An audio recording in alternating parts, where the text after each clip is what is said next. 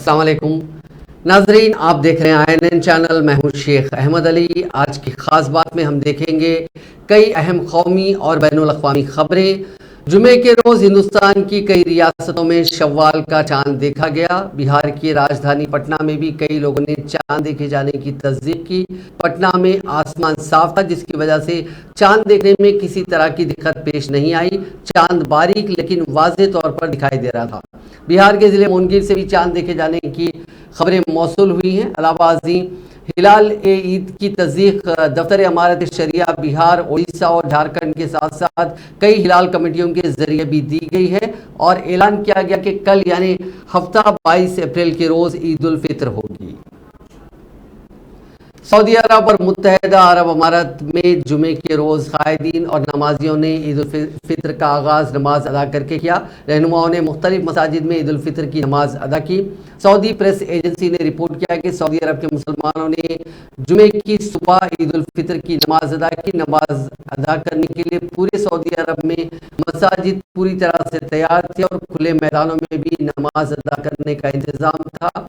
लोगों की बड़ी तादाद ने खुले मैदानों में भी ईद उल फित्र की नमाज अदा की। सऊदी अरब में चांद नजर आने के बाद ईद उल फित्र का पहला दिन जुमे को शुरू हुआ। मुत्तहदा अरब अमारात, Qatar, Kuwait, Bahrain, Yemen, Sudan, Jordan और मिस्र ने भी आज जुमे के रोज ईद उल फित्र का पहला दिन मनाया। सऊदी ऑयल कोर्ट के मुशीर और मक्के मुकर्रमा में मस्जिद हराम के इमाम शेख डॉक्टर सालेह बिन अब्दुल्ला बिन हामिद ने जुमे के रोज मस्जिद हराम में नमाज ईद की इमामत की।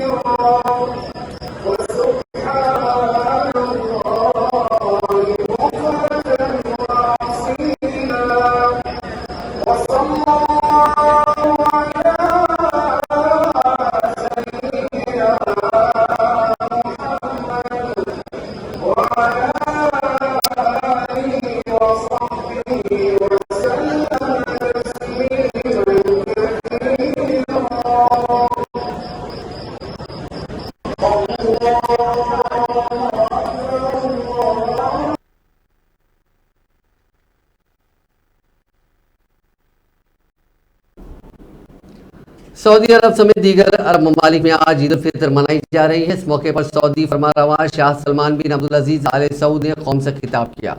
शाह सलमान ने अपने खिताब में कहा कि हमें आपको ईद उल फित्र की मुबारकबाद पेश करते हुए इंतहाई खुशी हो रही है। अल्लाह से दुआ है कि अल्लाह हमारे माह सियाम के रोज़े, इबादत और नेक अमाल कबूल फरमाए। अल्लाह हम और आप पर अगले कई साल तक रोज़ों के महीने लौटाता रहे। हम और आप, हमारा वतन और दुनिया के सारे ममालिक अमन, सलामती और इत्मीनान से लुत्फ अंदोज होते रहे। بالنسبة لمكة والمدينة يشرفني أن يسمى كما سمي من قبلي، وأنا اليوم خدم الحرمين الشريفين. نحن نخدم بيوت الله، نخدم مكة والحمد لله، ونخدم المدينة. يأتينا الحاج والمعتمر والزائر مطمئن الحمد لله، ومن هذه الدولة من أبناء شعبنا الحمد لله. ويذكر دائما نحن نبتنا من أرضنا، نحن وأنتم كلنا سوا، لا فرق بين هذا وبين ذاك. وبالنسبة لمكة والمدينة يشرفني أن يسمى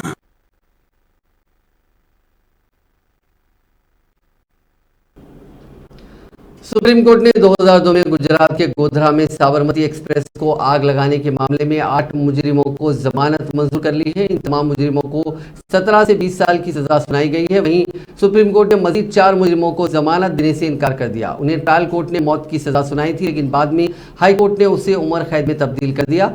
सुप्रीम कोर्ट में चीफ जस्टिस DY चंद्रचूड़ और जस्टिस PS नरसिम्हा की बेंच ने गोधरा केस के कसूरवारों की जमानत के मामले पर फैसला किया। अदालत ने कहा कि जमानत की शराइत पूरी करने के बाद बाकी लोगों को जमानत पर रिहा किया जाए। कसूरवारों के वकील संजय हेगड़े ने ईद के पेश नजर उन्हें जमानत पर रिहा करने की अपील की थी। सुप्रीम कोर्ट ने 2002 में गोधरा साबरमती एक्सप्रेस ट्रेन में आग लगाकर 59 अफराद को जिंदा जला देने के मामले में उम्र कैद की सजा काट रहे अब्दुल रहमान धनतिया, अब्दुल सत्तार, इब्राहिम गुद्दी समेत 27 मुजरिमों की जानिब से दायर जमानत की दरखास्त पर समाअत की। गुजरात हुकूमत की जानिब से सॉलिसिटर जनरल तुषार मेहता ने अदालत को बताया कि ये सिर्फ पथराव का मामला नहीं है। मुजरिमों ने साबरमती एक्सप्रेस की बोगी बंद कर दी थी, जिसमें 59 मुसाफिर हलाक हो गए और सैकड़ों जख्मी हो गए थे। तुषार मेहता ने अदालत को बताया कि कुछ लोग कह रहे हैं कि उनका किरदार सिर्फ पत्थरबाजी का था, लेकिन जब आप एक बोगी को बाहर से बंद करते हैं, उसे आग लगाते हैं और फिर पथराव करते हैं, ये सिर्फ पत्थरबाजी नहीं है। गुज़िश्ता समाअत में सुप्रीम कोर्ट ने कहा था कि इन मुजरिमों की जमानत पर गौर नहीं किया जाएगा, जिन्हें निचली अदालत ने मौत की सजा सुनाई थी, लेकिन हाईकोर्ट ने उन्हें उम्र कैद में तब्दील कर दिया। ताहम सुप्रीम कोर्ट ने कैंसर के बाइस एक मुलजिम की अहलिया की अबूरी जमानत की मुद्दत में तौसी कर दी थी। वाराणसी के ज्ञानवापी मामले में जुमे के रोज सुप्रीम कोर्ट में सुनवाई हुई। मुस्लिम पहलू की तरफ से ज्ञानवापी के अहाते के अंदर वजू के मकाम और टॉयलेट का इंतजाम कराने की मांग की गई थी। कोर्ट ने सुनवाई करते हुए यूपी हुकूमत को ज्ञानवापी के अहाते में 6 टब मुहैया कराने का हुक्म दिया। कहा कि पानी का इंतजाम करने के लिए डिस्ट्रिक्ट मजिस्ट्रेट निगरानी करेंगे। ये इंतजाम सिर्फ ईद तक रहेगा, इसके बाद DM इंस्पेक्शन करेंगे। बता दें कि वजूखाना 11 महीने से सील है। मुस्लिम पहलू ने इसको लेकर 6 अप्रैल को सुप्रीम कोर्ट में चीफ जस्टिस DY चंद्रचूड़ की क़यादत में बेंच पर एक पिटीशन दायर की थी। इसमें उनकी जानिब से कहा गया था कि वजू के लिए पानी का इस्तेमाल रम से किया जा रहा है। रमज़ान को देखते हुए नमाजियों की तादाद बढ़ गई है, इसलिए वजूखाना और टॉयलेट का इंतजाम करा जाए।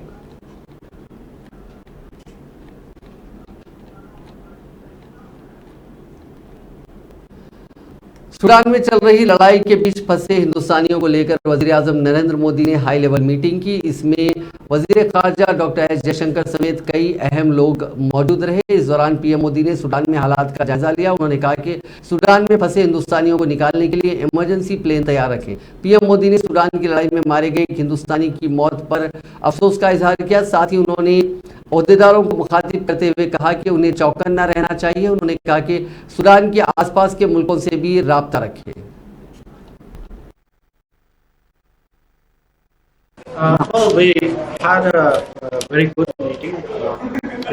I'm on my way to South America, but once the fighting in Sudan started up, I felt it was very important that I meet SG, and it was good enough to find time.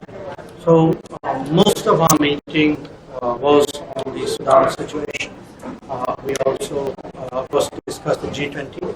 We also spent some time on the Ukraine conflict. But essentially it was about Sudan. And in Sudan, the UN is at the heart of the efforts to establish a ceasefire. And that is really key. Because at the moment, unless there is a ceasefire and unless there are corridors, it's not safe for people really to come out. So the UN is doing its bit, talking to everybody.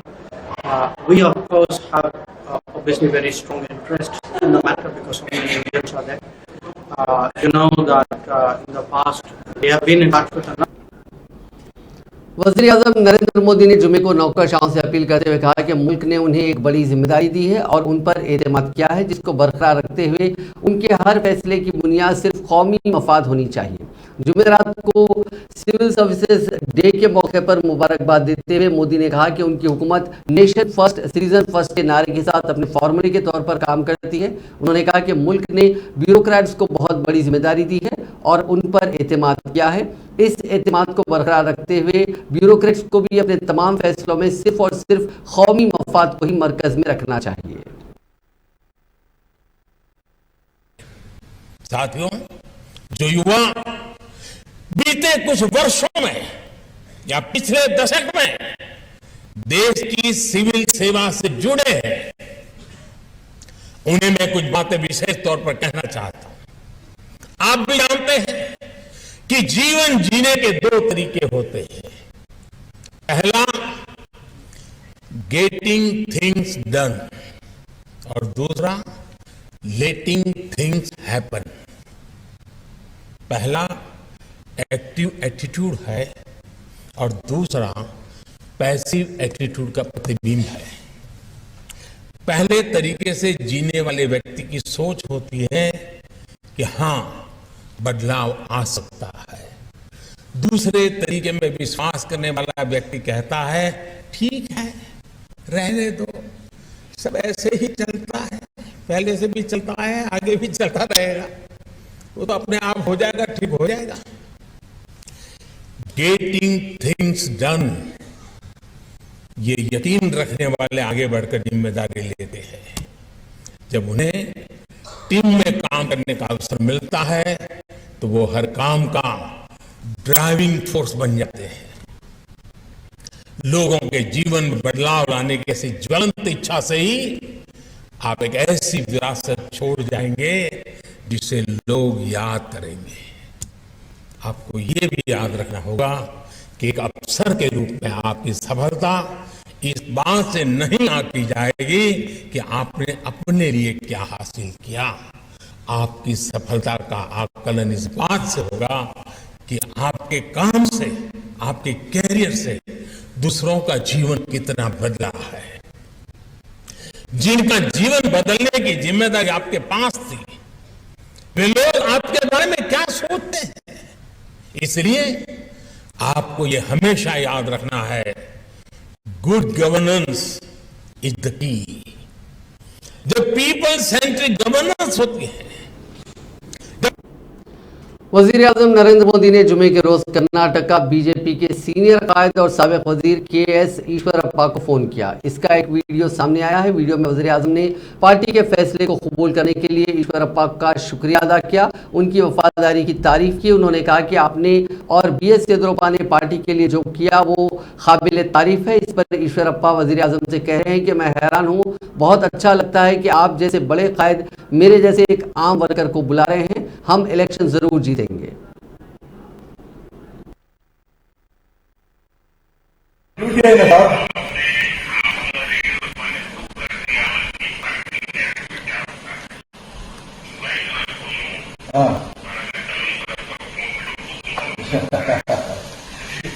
बहुत अच्छा होगा sir, definitely हम जीतेंगे sir, no problem sir, definitely हम जीतेंगे sir, आपका आशीर्वाद चाहिए सर, श्योर श्योर श्योर। धन्यवाद धन्यवाद सर। मेरा जैसे सामान्य कार्यकर्ता को आप ऐसा बातचीत करना हम सबको बहुत खुशी है सर। कांग्रेस की कौमी तर्जुमान सुप्रिया श्रीनेत ने वजीर आजम मोदी की जानिब से कर्नाटका के साबिक वजीर ईश्वरप्पा को फोन कर बगावत न करने की हिदायत पर सख्त तनकीद की। उन्होंने कहा कि ईश्वरप्पा वही हैं जिन पर 40% कमीशन खोरी का इल्जाम लगाकर बीजेपी वर्कर संतोष पटेल ने खुदकशी कर ली थी। मोदी जी आपने ईश्वरप्पा को फोन कर रुकने के लिए तो कह दिया, लेकिन क्या संतोष पटेल के अफराद खानदान को फोन कर उनकी खबर ली?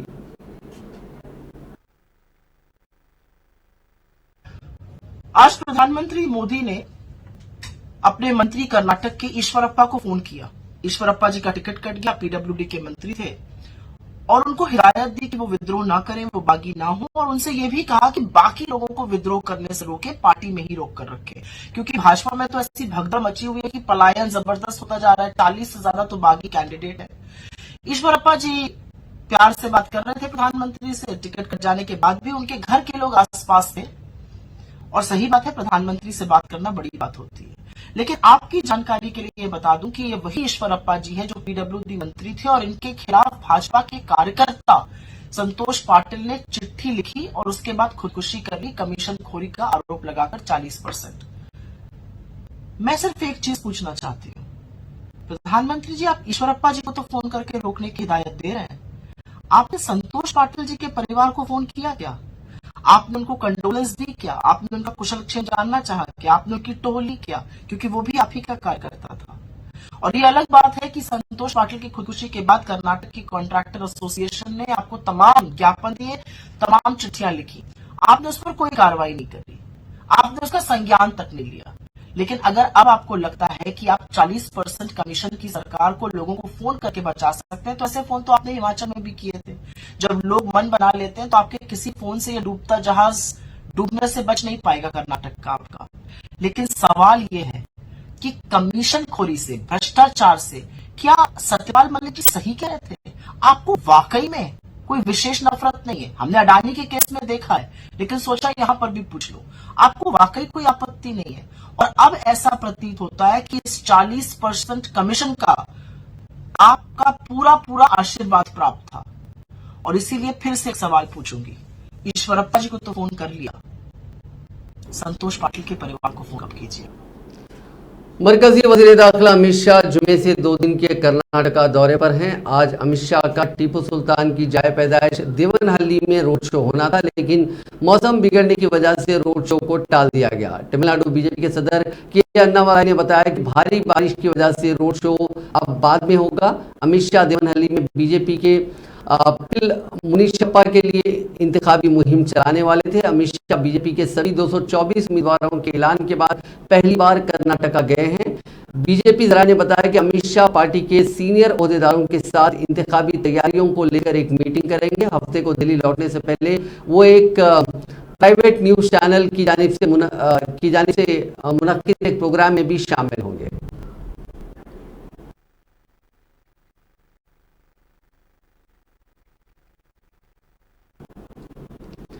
अमित शाह का आज कर्नाटका में रोड शो कैंसिल हो गया। अमित शाह के इस्तकबाल के लिए एक सेपों वाला एक बड़ा हार बनाया गया था, क्योंकि अमित शाह वहां नहीं पहुंचे, इसलिए उस सेपों का हार का बहुत बुरा अंजाम हुआ। बीजेपी के वर्कर्स ने सड़क पर ही उस हार से सेब तोड़ तोड़ कर खा लिए। देखिए ये मजेदार video.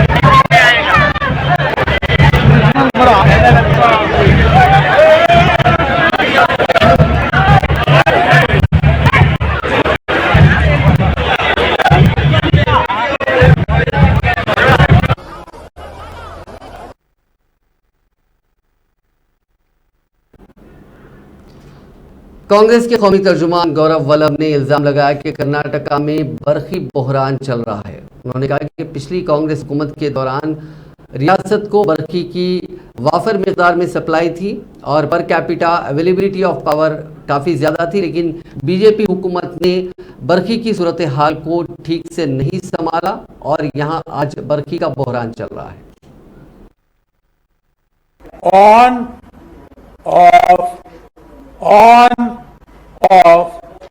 We are not going to have this kind of power. So we will be having a very detailed press conference today on the electricity. Power cut continues in Karnataka and 40% commission Sarkara is busy in commission cut. There is a power cut, but Bombay government is busy in commission cut. They are taking commissions. The government which gave power cut to Karnataka, 6.5 crore Kannadigas had decided to throw them out of power. So the people who gave power cut, they will be out of power now. And from 13th of May, there will be an uninterrupted power supply. Friends, unscheduled power cuts continue to plague Karnataka and all major cities of Karnataka despite BESCOMs, HESCOMs, SESCOMs, JESCOMs and MESCOMs assurance of an uninterrupted power supply. The Bangalore Electricity Supply Company, that is BESCOM, had earlier Congress के सदर मल्लिकार्जुन खड़गे ने समाजी इंसाफ के लिए जात पात की मरदमशुमारी की आदाद-ओ-शुमार को जरूरी करार देते हुए कहा कि जात पात की मरदमशुमारी की आदाद-ओ-शुमार के बगैर सरकारी स्कीमों को नाफिज करने का काम बहुत मुश्किल है। खड़गे ने कहा कि अब जबकि हिंदुस्तान दुनिया का सबसे ज्यादा आबादी वाला मुल्क बन गया है, हमारी अवामी फलाह बहबूद की स्कीमों और मुल्क की तरक्की के लिए दो मसाइल बहुत अहम हैं। 2021 की मरदमशुमारी को शायद 2024 तक मुलतवी कर दिया गया है। कांग्रेस ने जुमे को कहा कि लाखों ईवीएम मशीनों का खराब पाया जाना और अपोजिशन को इत्तेमाद में लेकर उनकी मरम्मत ना करना जमहूरी अमल के लिए अच्छा नहीं है और यह हुकूमत और इलेक्शन कमीशन की जिम्मेदारी है कि इंतखाबी अमल को शफाफ बनाने और आवाम का इस पर एतमाद बरकरार रखने के लिए सख्त इक़दाम किए जाएं।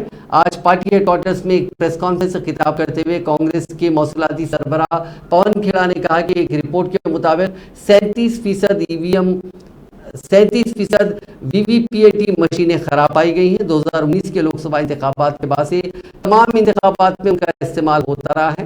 उन्होंने कहा कि अगर एक ही सीरीज के सीरियल नंबर वाली हजारों मशीनें खराब होने पर भी उनको ठीक करने का जो मियार यानी एसओपी होते हैं उन पर अमल नहीं किया गया।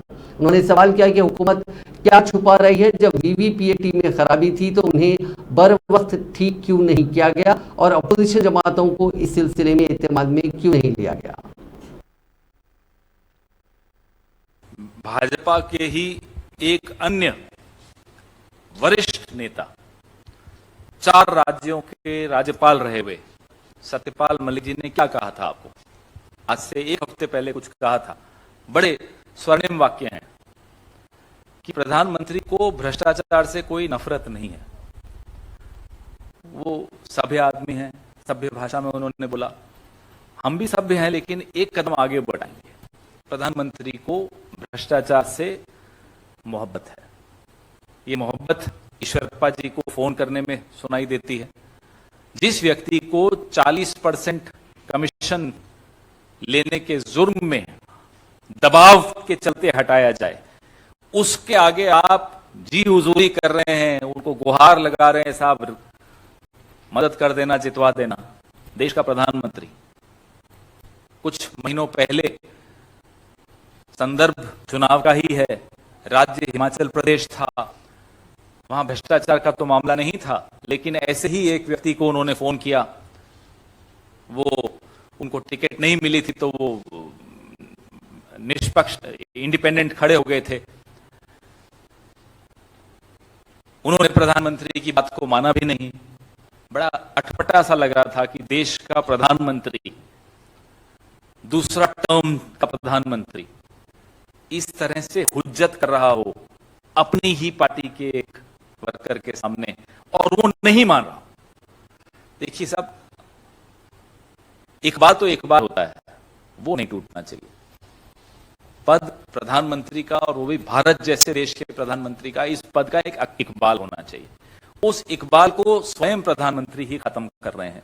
ये आज दूसरी बार देखने को मिल रहा है और भी कई उदाहरण हैं, लेकिन चुनाव के संदर्भ में अगर हम बात करें, एक भ्रष्ट व्यक्ति को के आगे आप गिड़गिड़ा रहे हो कि भाई जितवा दीजिए। 40% सरकारा ऐसे ही थोड़े स्लोगन बना, इन्हीं लोगों की वजह से बना ये नारा। 40% सरकारा का जो तमगा मिला था भारतीय जनता पार्टी की सरकार को कर्नाटका में, वो इसी तरह के लोगों की वजह से नहीं, इन्हीं की वजह से मिला था। और आज प्रधानमंत्री उनके सामने गिड़गिड़ा रहे हैं। सोचिए क्या स्थिति है।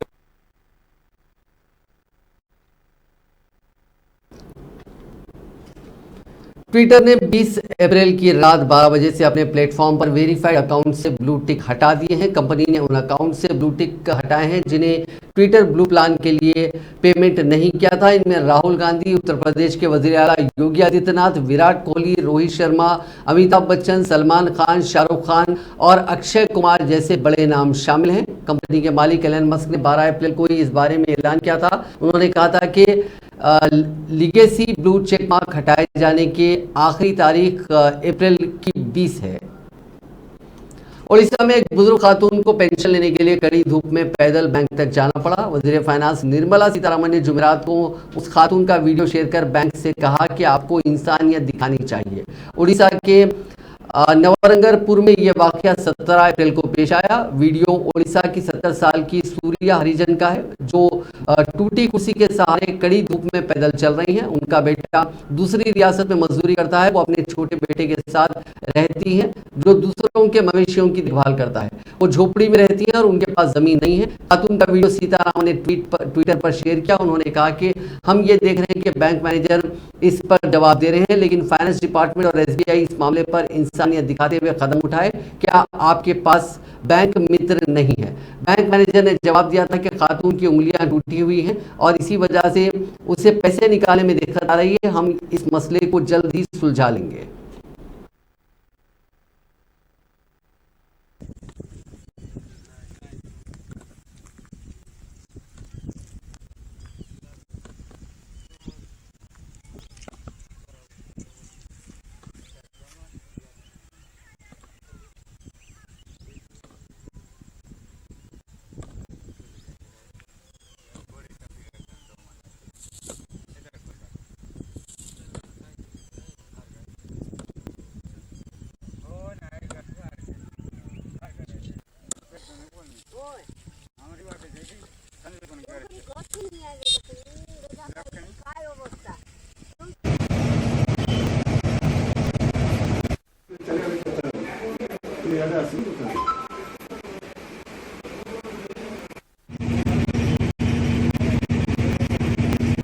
আমারও দেখো তো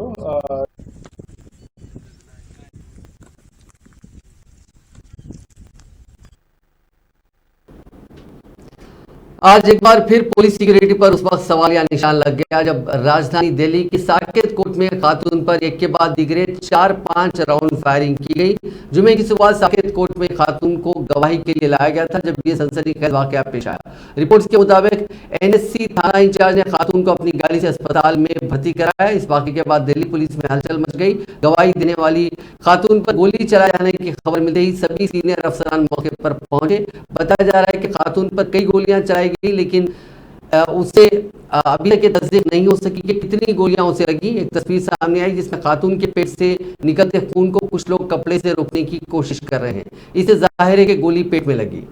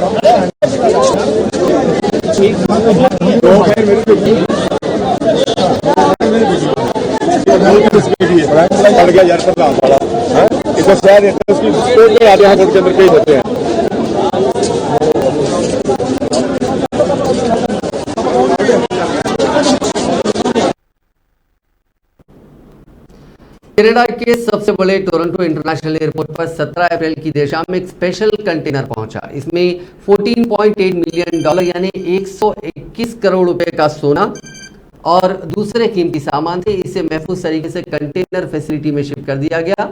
20 अप्रैल को पता चला कि यह पूरा कार्गो ही चोरी हो गया।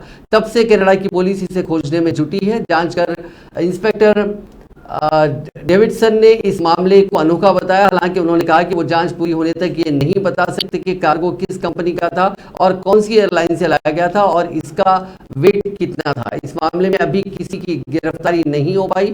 पुलिस को इसके पीछे किसी बड़ी गैंग का हाथ होने का शक है। ये गैंग कनाडा में है या नहीं ये भी पता नहीं चल पाया, ना कोई बड़ा सुराग अभी तक हाथ लगा। नाज़रीन, आज की खास बात में बस इतना ही। आपसे कल मुलाकात होगी नई खबरों के साथ। आप देखते रहिए INN चैनल।